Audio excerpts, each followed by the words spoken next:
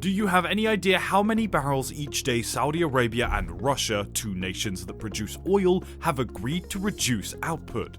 You've guessed it right, 2 million barrels. Because OPEC Plus wants to raise prices, one superpower will bear the brunt of the pain more than the others. According to President Biden, Saudi Arabia will suffer the repercussions. The Senate Foreign Relations Committee's chairman promises to obstruct any sales of future weapons to Saudi Arabia. The White House believes the OPEC's decision to reduce oil production blatantly indicates that the organization is siding with Russia. Welcome back to Optimize. In today's video, we'll go over Saudi Arabia and Russia's plan to destroy the economies of the United States and the United Kingdom.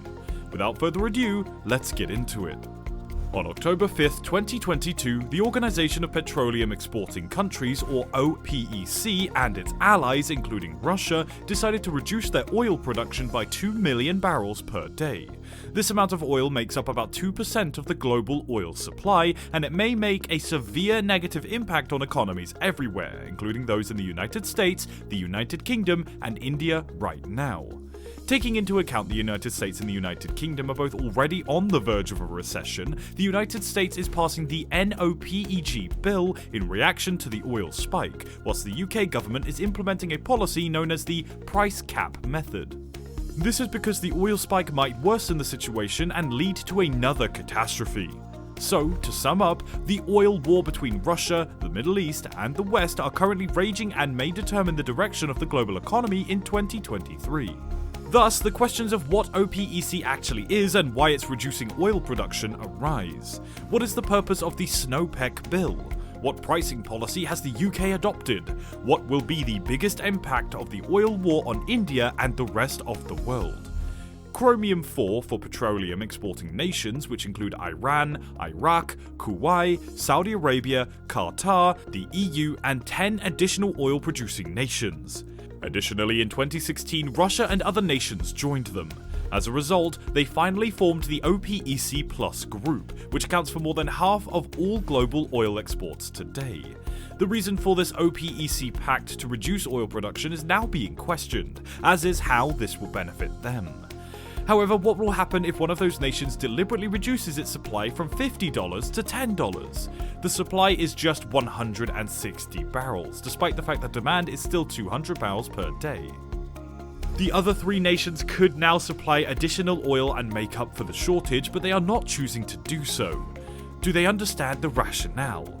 It's because they can now sell oil for $60 per barrel, which means that they will still sell 50 barrels, but they will receive a revenue of $3,000 instead, meaning that they will make more money even though they are selling the same amount of oil. Similarly, if all countries reduce the supply by 10 barrels, they can once again raise the price to $70 per barrel. They might eventually earn $2,800 each. Even though they provided less oil, they could eventually earn $2,800 per person.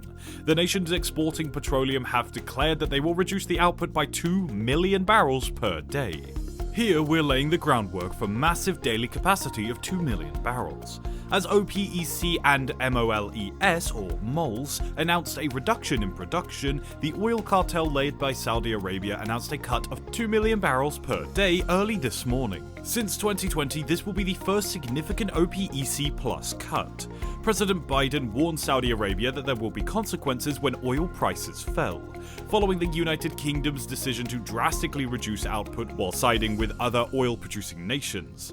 Now, in order to comprehend the circumstances in 2022, rent costs were about $79 per barrel. Then, it unexpectedly rose to $110 a barrel following the Russian invasion of Ukraine. Why was this the highest in the previous 14 years?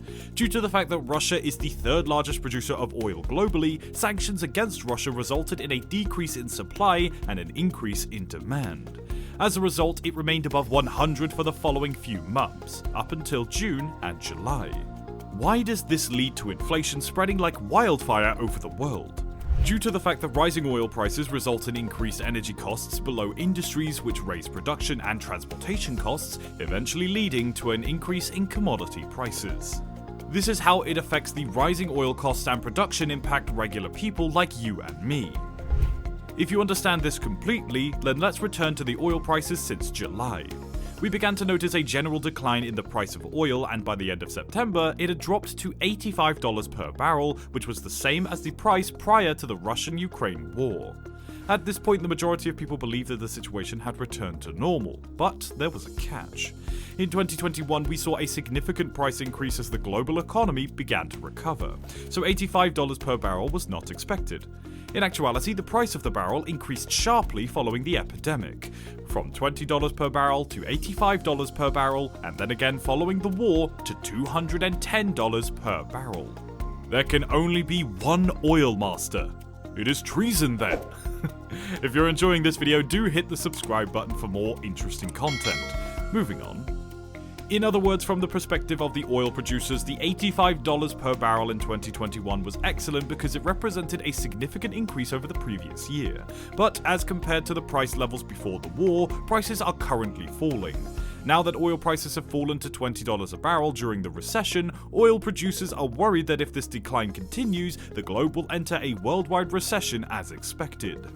Oil will once again need to be sold at a pitiful price of $20 to $30 per barrel when recession strikes again in 2023, reducing demand and lowering prices. As a result, OPEC plus production has been reduced by 2%, and as what was to be expected, the price of oil rose by 1.7%, rising from $91 to $93 per barrel shortly following the announcement. The OPEC Plus group exploits its oil monopoly in this manner to control the world economy, and this is the area where the United States has difficulty for three different reasons. First and foremost, the situation in Europe is getting worse. If their energy costs rise, the government will have to borrow more money, which will result in more bonds being issued on the market, less demand for the bonds, a higher interest rate on the bonds, and ultimately, investor skepticism, which will lower the value of the currency and raise energy costs once more. However, this time it isn't just due to Russia or currency depreciation, it's also due to the OPEC Plus has decreased the oil supply, which is driving up prices. Second, the United States is already experiencing a crisis related to rising costs of living as a result of inflation, which has reached 8.3%, the highest level in the past 40 years. Thirdly, when the prices of oil soars, Russia makes more money and has more resources to wage war, which is why the US is once again having a problem. Russia actually gained more money after the war than it did before because of these price increases. If you look at Russia's oil and gas earnings from Europe, you will notice that the average during typical years from March to July was close to $50 billion. However, in 2022, this revenue will have nearly doubled to more than $90 billion. This is why the United States has decided to move forward with a measure known as the NOPEC bill, which states that the country could sue OPEC and punish it for using energy as a weapon. After OPEC last week announced a significant reduction in oil production, President Biden warned that Saudi Arabia would suffer the consequences. According to the White House officials, increasing oil prices will help Russia and other OPEC members finance their conflict in Ukraine. The president also said that when Congress reconvenes, it will act. First of all, the Saudi monarch, the UAE's leaders, and Putin are not your average citizens, are they? It's not like you can throw them in jail if they disobey the judge's directions. So, the question is, what leverage does the United States have, and what purpose does this bill serve? It turns out, though, that the US had attempted to introduce this bill before, and each time they did, they were essentially blackmailed by the Southeast. And that is all for today, so what do you think about their plans? Do you think it will turn out successfully? Do share your comments and thoughts down in the comment section below, and don't forget to like and subscribe to our channel for more interesting content. Check out some other videos on our channel too, and we'll see you in the next video.